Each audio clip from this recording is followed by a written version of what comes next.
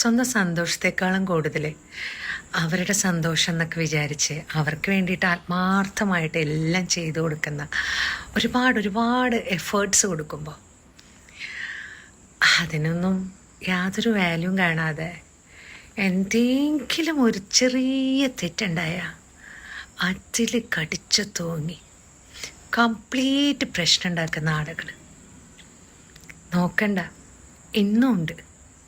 എൻ്റെ സത്യമല്ലേ, അനുഭവമല്ലേ?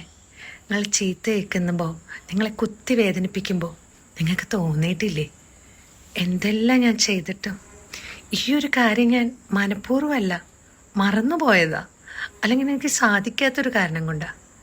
എന്നിട്ട് പോലും ഞാൻ ഇതുവരെ ചെയ്തതിന് യാതൊരു വാല്യൂവും തരാതെ അങ്ങനെയാണോ? ഇനി ഇങ്ങനെയുള്ള ആൾക്കാർക്ക് വേണ്ടിയിട്ട് ഇങ്ങനെ കഷ്ടപ്പെടണോ?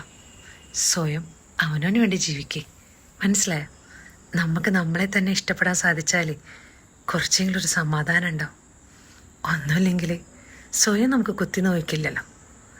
അങ്ങനെ ചെയ്യണ സമയത്തെങ്കിലും ഒരാശ്വാസം കിട്ടുമല്ലോ നമുക്ക്.